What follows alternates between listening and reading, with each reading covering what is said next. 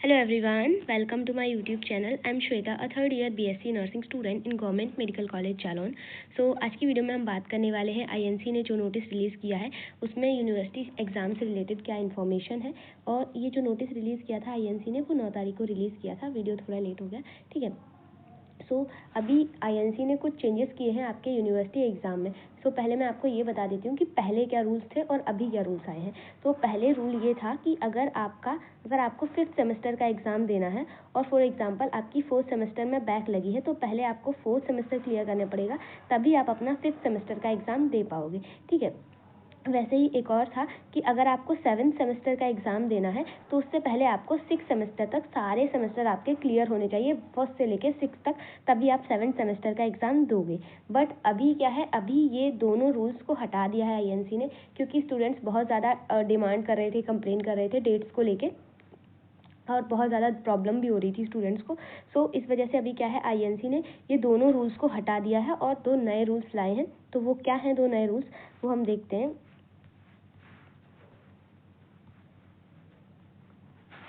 First क्या है, the candidate shall have cleared all the previous examination before appearing for the final semester examination 8th semester. मतलब अगर आपका कोई भी जैसे आपको 8th सेमेस्टर का एग्ज़ाम देना है, उससे पहले आपके सारे सेमेस्टर्स क्लियर होने चाहिए जब आप 8th सेमेस्टर का एग्ज़ाम दोगे, ठीक है.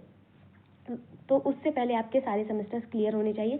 अभी क्या है, अभी आप 5th सेमेस्टर और 4th सेमेस्टर दोनों का साथ में एग्ज़ाम दे सकते हो. अगर किसी का 4th सेमेस्टर क्लियर नहीं है तो वो 4th और 5th दोनों का साथ में एग्ज़ाम दे सकता है. वैसे ही 6th और 7th का साथ में एग्ज़ाम दे सकता है. ऐसा कोई रूल नहीं कि अगर आपका 6th क्लियर नहीं है तो आप 7th का एग्ज़ाम नहीं दे सकते.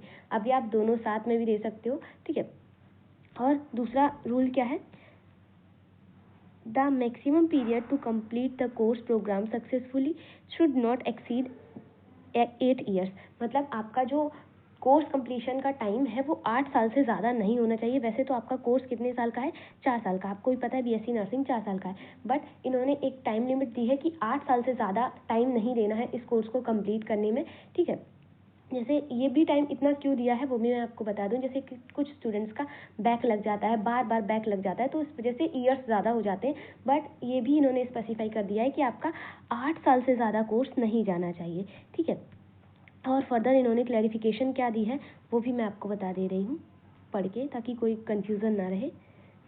फर्स्ट है, the student should have cleared all the previous examination up to 7th semester before appearing for the 8th semester. मतलब 8th सेमेस्टर में आने से पहले आपके प्रीवियस सारे एग्जाम्स जो है वो क्लियर होने चाहिए.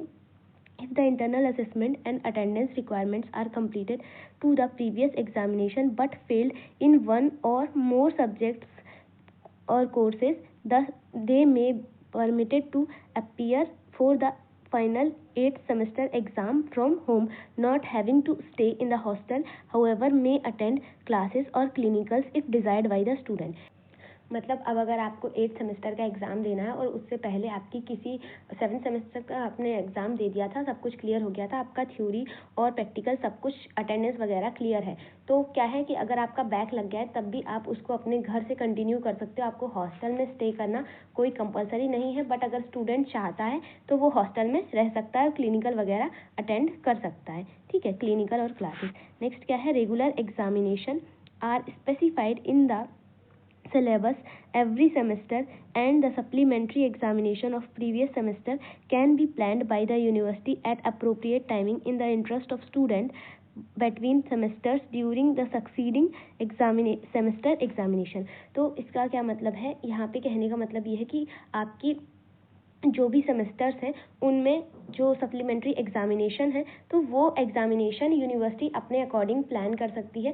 जो आपके रेगुलर एग्जामिनेशन है और सप्लीमेंट्री दोनों को यूनिवर्सिटी अपने अकॉर्डिंग और स्टूडेंट्स के अकॉर्डिंग प्लान कर सकती है कि दोनों एग्ज़ाम साथ में कराने हैं या फिर आगे पीछे कराने हैं, कितने मंथ का गैप रखना है, तो वो यूनिवर्सिटी अपने अकॉर्डिंग प्लान कर सकती है. क्योंकि INC क्या है, INC एक गवर्निंग बॉडी है, तो उसके अकॉर्डिंग उसके अंडर सारी यूनिवर्सिटीज़ आती हैं. लाइक आपका AVVMU हो गया, KGMU हो गया, और जितनी भी यूनिवर्सिटीज़ हैं तो वो INC के अंडर आती हैं. तो ये यूनिवर्सिटीज़ जो है वो प्लान कर सकती हैं अपने सप्लीमेंट्री और जो रेगुलर एग्ज़ाम है दोनों को अपने अकॉर्डिंग, ठीक है.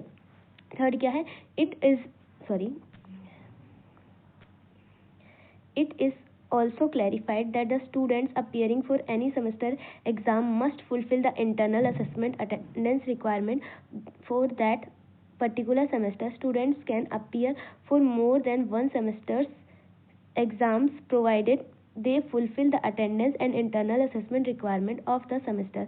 मतलब कहने का ये है यहाँ पे कि आपको जो भी एग्जामिनेशन देना है उसकी आपकी अटेंडेंस जो है वो फुलफिल होनी चाहिए और आप एग्ज़ाम दे सकते हो. ठीक है. नेक्स्ट क्या है, अदर एग्जामिनेशन रेगुलेशन वुड भी. अब ये सब इन्होंने बताया है कि बाकी का इन्फॉर्मेशन आपको वेबसाइट पे मिल जाएगा. सो आज की वीडियो के लिए इतना ही था. आई होप आपको सारी इन्फॉर्मेशन क्लियर हो गई होगी. कोई भी डाउट है तो आप लोग कमेंट बॉक्स में पूछ सकते हो, और अगर चैनल पर नए हो तो प्लीज़ चैनल को सब्सक्राइब कर लेना, एंड वीडियो पसंद आई तो लाइक कर देना, अपने दोस्तों के साथ शेयर भी कर देना. सो मिलता है नेक्स्ट वीडियो में. Bye bye.